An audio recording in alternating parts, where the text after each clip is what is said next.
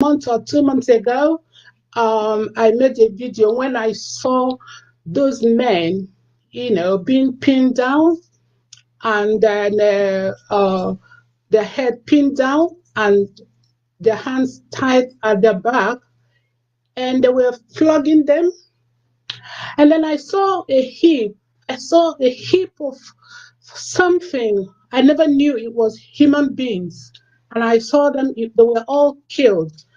So I came on the air. I didn't even know it was blank. And I asked Wee why he's killing his people. And I was really disturbed because I started watching, watching all this social media. And as I was watching, I saw Eastern Security Network. I was so happy. I was so elated because I thought, oh my God, so my people will be saved. No more killings. And all that.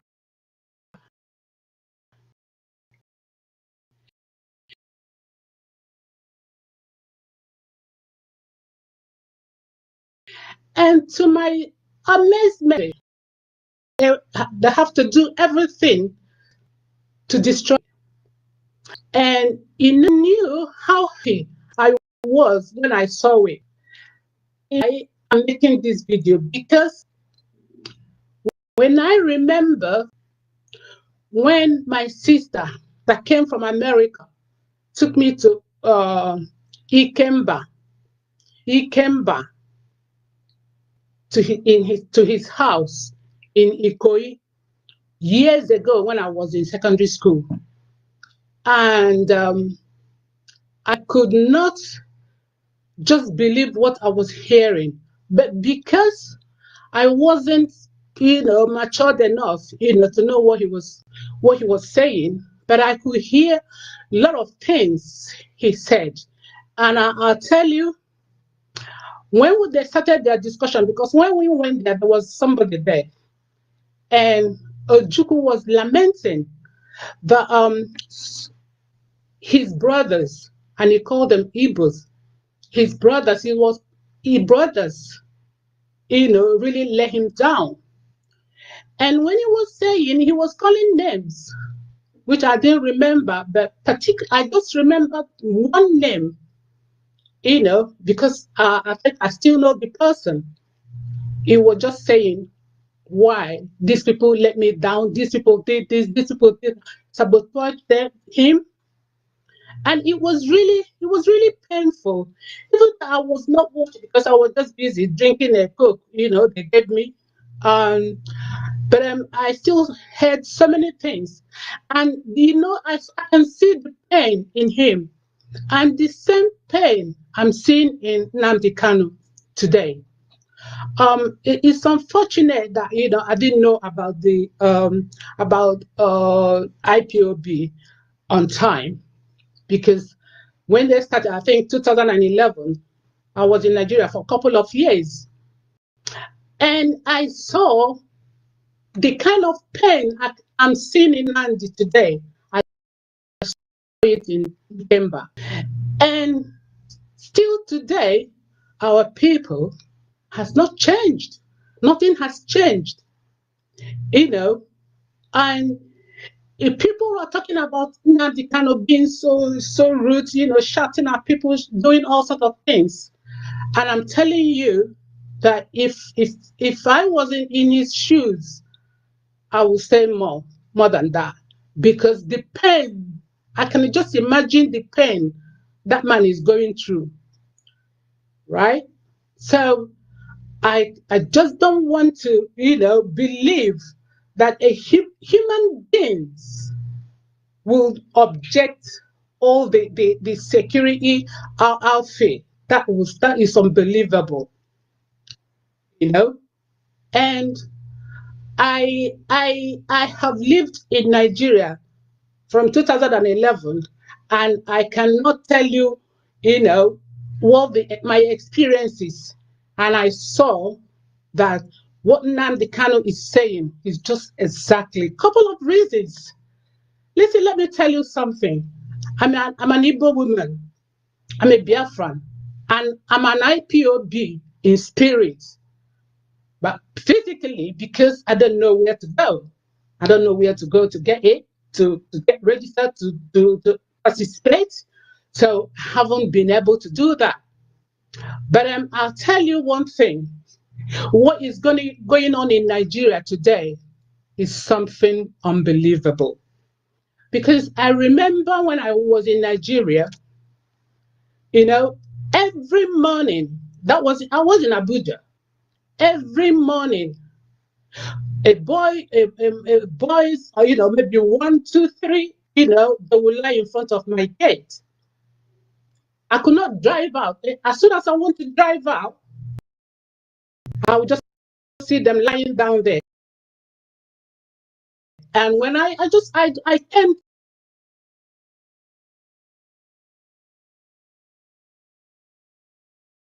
down and asked them what was the problem, you could see the very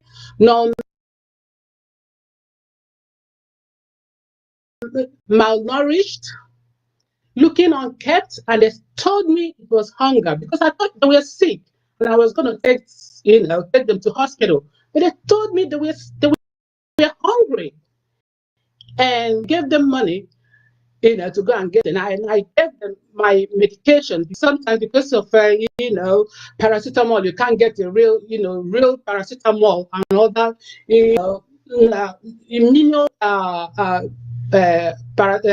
medications. So I decided to, whenever I'm coming to Nigeria, I get some of the medication, and I ended up giving it to people. But what am I saying? I didn't see any Igbo man there out of all the people, because it looks like every day, every morning, they will come and lie down in front of my gate.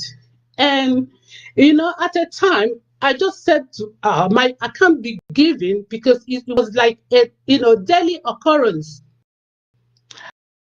But what I'm saying, there was no Igbo person. I think I don't know which one is Awa, Fulani, or whatever, who they are, but I know they can speak English properly and they can hear Igbo.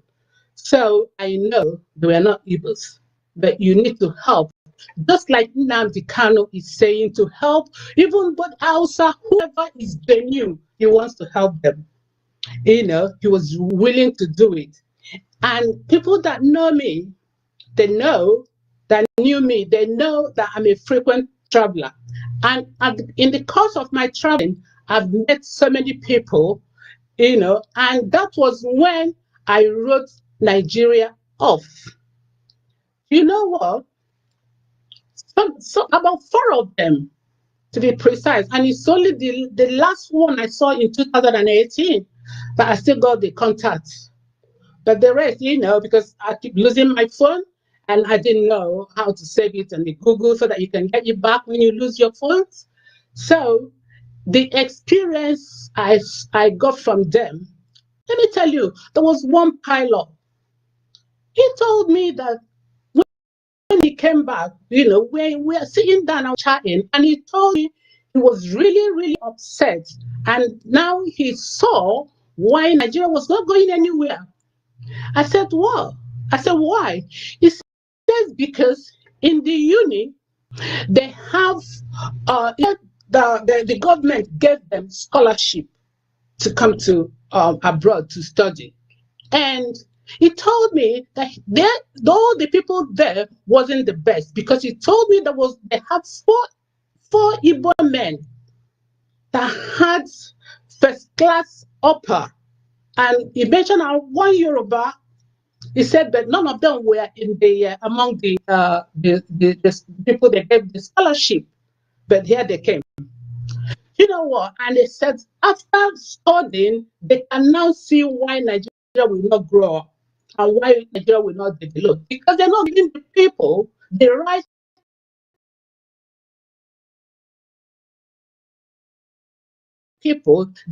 tools to Nigeria. Can somebody just wake up Nigeria? No, You have 4 men with first class upper. None of them were in the scholarship list. But here you go. Another told me 2 Igbos and 2 Yoruba men, that has very high score, but it says they were not among the people they gave scholarship. Now tell me, how can you say one Nigeria when they are not giving them, giving the people who merited it the chance to develop Nigeria? So it's not going to work anyway. So there's no point deceiving ourselves to say one Nigeria, because it's not going to work. And I'm telling you the gospel truth, it's not going to work. So whoever is saying that is deceiving themselves. And then I come to, because I have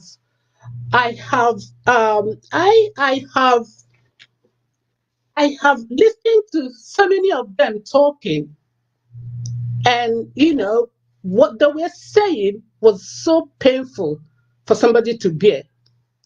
Now, Governor, what is it called? Governor Makinde said the bandits are trooping to their place, and then we don't know where they're coming from. And now the Nnamdi Kanu had the courage, who had the heart of the heart full of milk, human heart, and then establish this security. And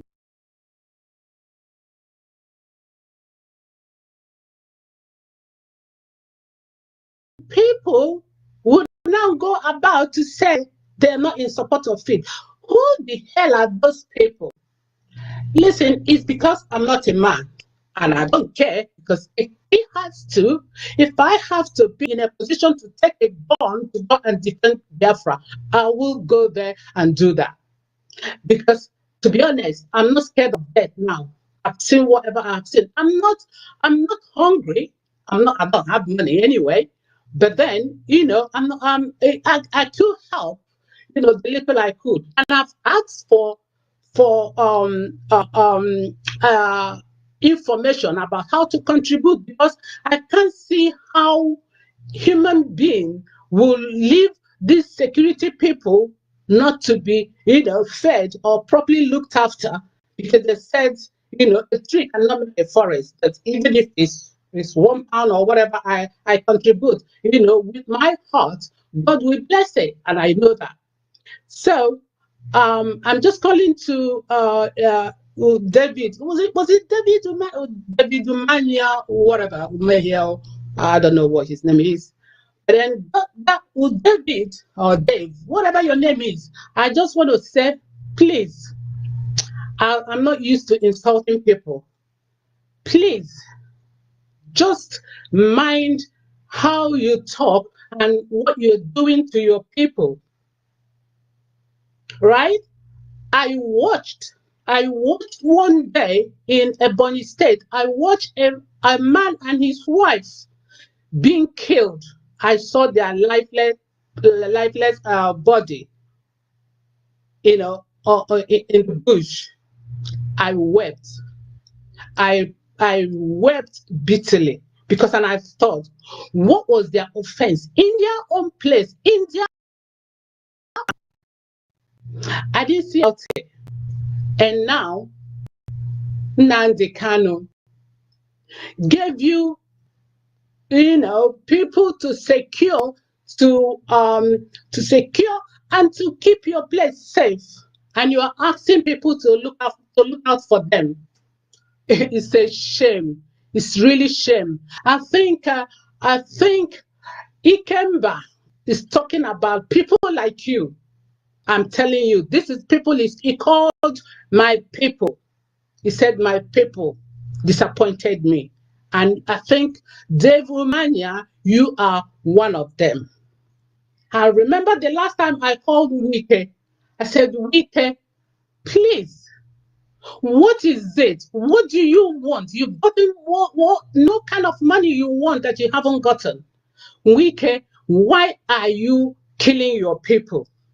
Now you people are going about getting information to implicate the security network. I don't know. I don't know where you put your brains, because you think you're well secured, you're well protected, so you don't really need it. But please, I need it because I've got people, I've got families over there. And next week, I'm going to put my letter to the Downing Street, because Boris Johnson is a good man. He's a man, they provide, he provided for all of us. He gave us shelter before we started, getting on our feet. And he didn't kill us. And now, people in Nigeria, in your own country, you cannot even, have somewhere to put your head. Just imagine, look at yesterday in what do you call it? Baby village or whatever, somewhere, baby or whatever they call it. They just demolished people's houses, demolished it, and nobody, no compensation, no adequate rehabilitation, no adequate provision of shelter. They just went there. Showere or whatever they call you, just because you're governor, everything is okay for you, you're very comfortable, and then you don't think about your people. Now tell me, how can somebody say this is Nigeria, this is a country, this is what Nnamdi Kanu is fighting? Because I know this will not happen in Biafra. And I know that very well. So look, just imagine, and last week or so, a woman that had children sold her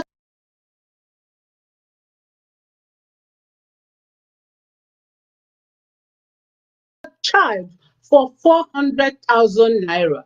Sold her child for 400,000 naira in this 21st century.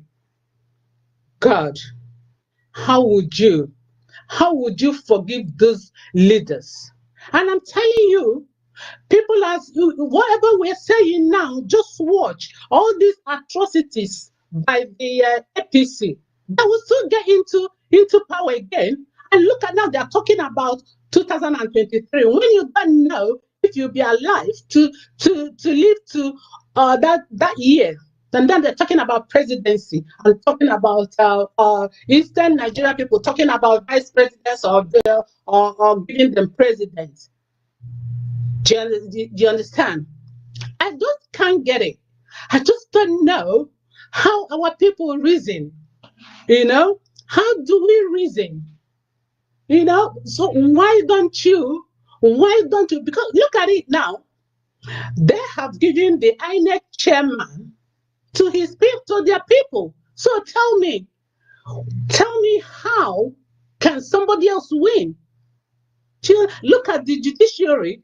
They're all the Fulanese. Now tell me how somebody who is not in their party can bring an appeal to them. How do you think that person is going to win? Look at Trump. The judge, the Supreme Court judge that Donald Trump appointed, still rule against Donald Trump. But it can never happen in Nigeria. It can never happen in Nigeria. They are already stationed how to do it. So please, if you don't want to support Biafra, please just shut up and give peace a chance. I was really upset when I heard, what you call him? Asari Dakubo or whatever. Yeah? He was thanking Uche Mefo, oh, I'm so happy, I'm so glad, now I can rest about whatever, with this and that and that. How, that they can appreciate their religion, but I have never come across anywhere Nnamdi Kanu said it must be only Jewish people in Biafra land. There must not be Catholic. I'm an Anglican at birth, So I have never heard where Nnamdi Kanu said there will be no Catholic, there will be no Anglican, there will be no Pentecostal, there will be no other religion apart from Judaism or Judaism or whatever they call it. I don't know, because I didn't know any other religion apart from my Christianity, my Christian. And so, but I have never seen where or read where Nandi said it doesn't want any other religion. So I said, Dokubo, what your own now, and you're talking about Biafra. I've never seen you talk anything about Biafra. I've never seen you done anything. I've never seen you contributed to anything, because I've only just started. So why now are you being happy about what Uchemefo was saying? I really said to Uchemefo, remember the blood of those innocent ones that was slaughtered. Remember, their blood will look for you. And Uchemefo, if you just come out from Nnamdi Kanu to just come and say all the things you're saying, because I've watched you. I've now started, I watched you a couple of times, and I can't see any meaningful things. And all they do is to criticize. If you're a good leader, if you're a good follower, nobody is perfect. Nnamdi Kanu is not perfect, because he's just a mere mortal, just like you and me. We are all mortals. So everybody's bound to make mistakes. Look at even the powerful people in the whole world. They still make mistakes. So you don't expect Nnamdi Kanu to be righteous. He's a human being, so he can make mistakes. So why are you now? You left Nnamdi Kanu to come and set your own, to start talking about Christian. You're a Catholic or no Catholic. Only if you can show me where Nnamdi Kanu has said there must be no other religions apart from Judaism. Sorry, my love, I don't know what to call it, but I just have to say what I want to say, because I just heard what they said. So if you have seen anywhere Nnamdi criticized or said there must be no other religion in Nigeria, please let me know, or in Biafra, let me know. Now, just imagine why we Igbos are killing ourselves. Why Igbos, you're giving your brothers and sisters out. Dakubo, whatever your name is. If you haven't got anything to say, please go to your house and rest. I'm begging you, and leave Nnamdi alone. Because if they put you there, your own mistakes will be worse. So please leave him alone. And I'm sure that Almighty God will preserve Nnamdi Kanu, Simon Ekpa, and most especially again, you see, Engineer Abaribe. You see, people who deserve to be in the highest post, in the authority, they won't give them chance. Because the only two people that are making sense in that bloody National Assembly or whatever is Engineer Abaribe and Bruce Ben. Bruce Ben, oh yeah, I think so. I think it's Bruce Ben. Oh, please forgive me, because I'm really upset. I'm really upset that people are really talking nonsense. Look at the Senate president. Once you don't say anything that he likes, he will tell you, minority leader, please go straight to the point.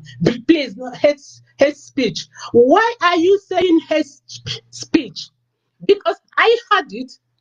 I was in Nigeria up to 2015. I was in Nigeria when they were saying, if we don't perform, stun us. And when a humble, earnest man said exactly what APC said, he said, minority leader, hate speech. Look at them. They're not there. They're not there to improve the quality of life of people. They're just there to get whatever they will get. Nigeria now, I'm telling you, instead of look at the money, look at now, Nigerians, they are servicing their warcraft. war aircraft. They're servicing them. They're taking 7 of them. They're taking some parts to China to repair. Were you repairing it for?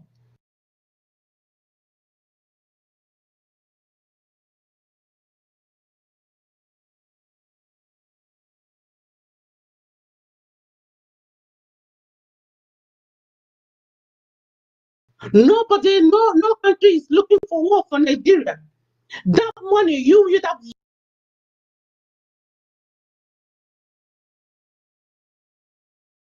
used it to help people, to give people food, to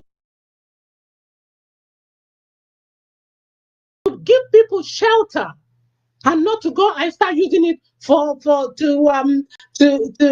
fight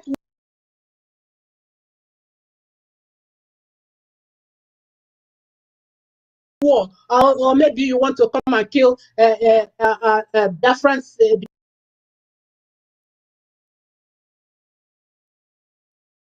Biafrans or security, the security outfit, Eastern security outfit. It's just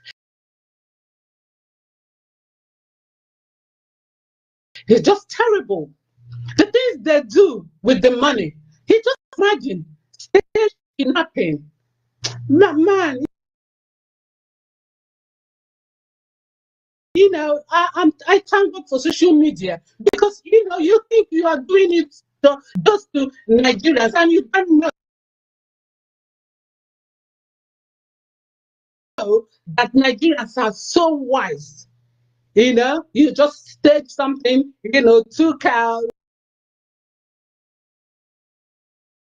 600 and something children, and then not in the car, whatever, 24 hours, you brought them back, and now the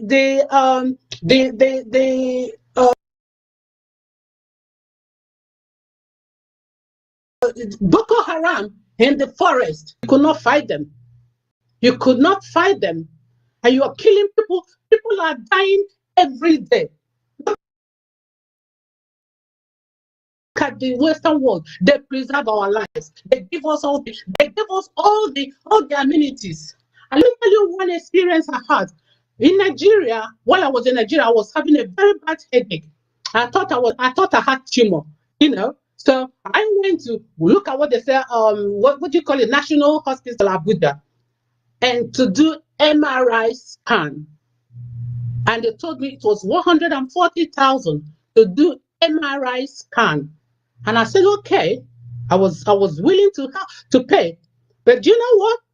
No single MRI scan in Nigeria, in Abuja. Not one, not even private. The private one they saw, they said there was no staff to do it. So if I wasn't able to come back, I would have died in Nigeria if it was tumor.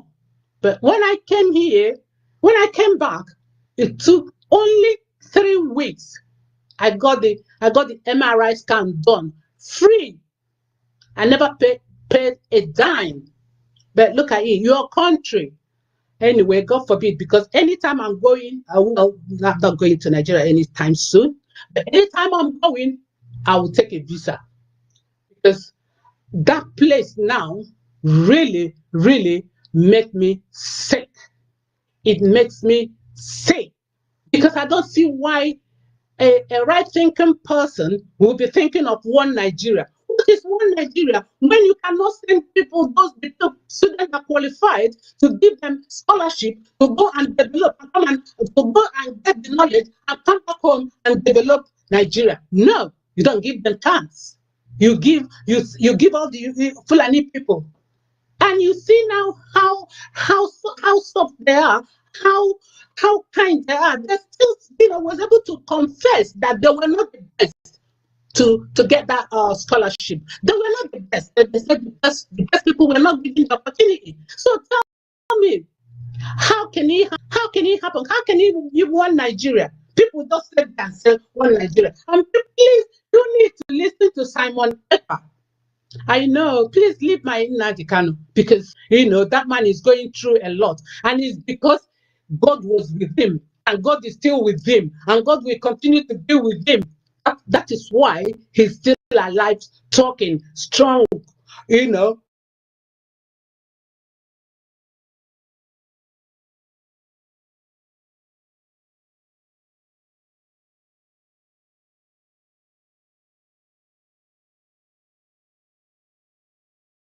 Pursuing his goal is because he knew what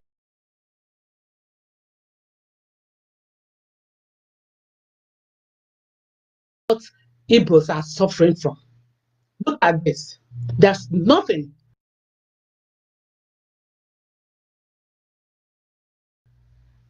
Let Biafra come today. I'm going home. And I'm telling you, and I know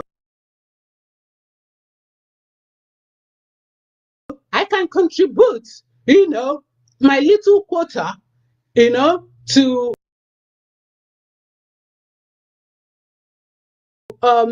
go to help. Please, I cannot rest. My heart is still disturbed.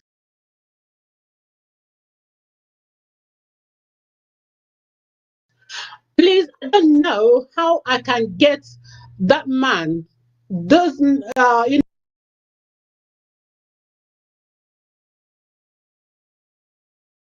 he was among the 22 people killed, when the IPOBs are doing their meetings, and he was the first man to be buried, because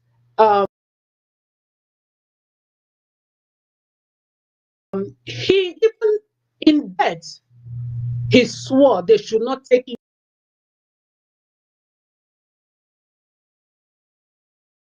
to Nigeria or mortuary. And I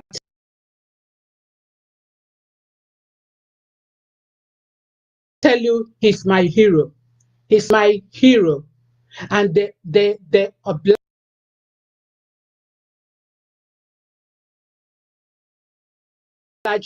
his request. And I'm telling you, because that day I watched his funeral, his burial. I watched it and I cried all night. And then I sent them to give me the wife's telephone number. You know what they told me? They said, come down. And I don't even know where I was calling from. And they told me, come down to Ebonyi, or sorry, I don't know where. But those 22 people killed. And I saw it. I saw the corpses. So, and they told me to calm down. Please, if anybody can get me that woman's telephone number, because my mind keeps saying, why don't you help? Help her the little you can. Like I said, I'm not hungry, but I'm not rich anyway. So but please, if somebody can get me the telephone number of the wife of that first man they buried during the that they killed the people, those people killed in the Enugu or Aboni. I think it's Aboni or whatever. But that first man that was buried, because he gave them instruction that if he dies, should not take him to mortuary. Please, I would still want to have the wife's telephone number. If I have 1 naira, I'll give her. If I have 10 naira, I will give her. And I'm gonna make it. I don't want to say, people I'm helping, the people I'm helping, because if you're doing something, you don't have to broadcast it. But I would like to add that lady, that her husband was the first man to be buried.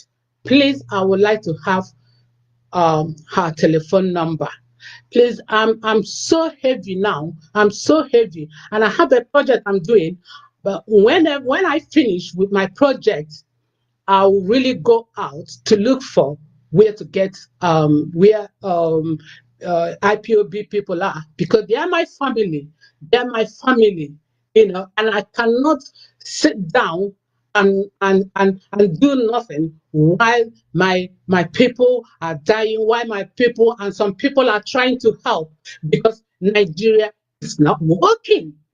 Nigeria is not working. It was not working, and it will never work. So after seeing those people that they sent on what do you call it? What do you call it again?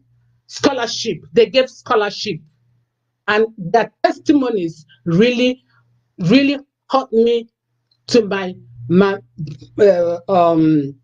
what do you call it? What do you call it? I don't even know again what to say because I'm really upset and my heart is really heavy. So my bone marrow, yes, it hurts me because you cannot deny people their rights. And you said we are the same Nigeria. They just go doing things at the back, and people what do you call it? National Assembly. They just do nothing. They just do nothing.